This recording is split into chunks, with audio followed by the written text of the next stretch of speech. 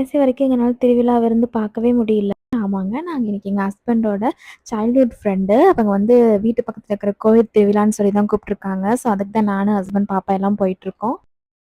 போற வழியில இந்த நொங்கு பார்த்தோமா, எனக்கு நொங்குனா ரொம்ப பிடிக்கும். அப்புறம் வாங்கியாச்சு. அப்புறம் அங்க ஜூஸ் அதெல்லாம் போட்டிருந்தாங்க. பந்தல் போட்டிருந்தாங்க. என் ஹஸ்பண்டுக்கு மோர் பிடிக்காது. அதனால ஜூஸ் தான் குடிச்சாங்க. ஆனா எனக்கு மோர் தான் ரொம்ப பிடிக்கும். அவங்க தான் மோர் பந்தலும் போட்டிருந்தாங்க. பந்தல் இல்ல, சும்மா அங்க இருக்கிறவங்களுக்கெல்லாம் குடுத்துட்டு இருந்தாங்க. அப்புறம் நான் அவங்ககிட்ட மோர் வாங்கி குடிச்சேன். நல்லா காரமா, நல்லா இஞ்சிலாம் போட்டு சூப்பரா இருந்தது.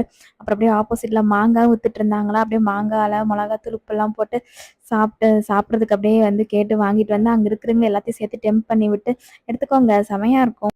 அப்படின்னு நான் ஃப்ரீ ப்ரமோஷன் பண்ணிட்டு இருந்தேன் மாங்காக்கு. எத்தனை பேத்துக்கு மாங்கா பிடிக்கும்னு சொல்லி கமெண்ட் செக்ஷன்ல கமெண்ட் பண்ணுங்க. எனக்கு ரொம்ப ரொம்ப பிடிக்கும். அப்புறம் இந்த கோயிலுக்கும் எல்லாம் பால்குடம் எடுத்துட்டு வர்றது, அப்ப வேஷம் போட்டுட்டுலாம் அதெல்லாம் டான்ஸ் ஆடுனாங்க. பட் எங்கனால ரொம்ப நேரம் நின்னு பார்க்க முடியல.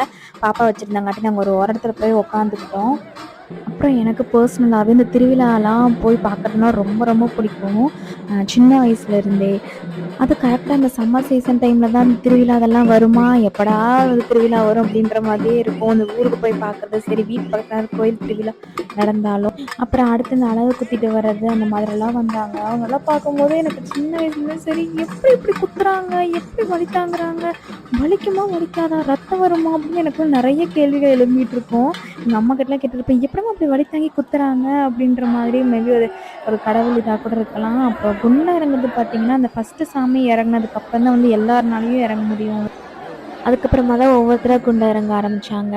அப்புறம் தேர்லயும் வந்து சாமி வந்துச்சு. அப்புறம் அந்த திருவிழானாலே இந்த ஜம்மாப்பு சவுண்டு, இந்த மத்தாளம் அதெல்லாம் கேட்கும்போதே அவ்வளோ ஒரு வைபா இருக்கும்.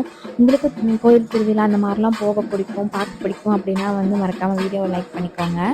அப்ப இந்த மேள சவுண்டுக்கு இந்த சாமி ஆடி வரத பார்க்கும்போதும் அவ்வளோ அழகா இருக்கும்.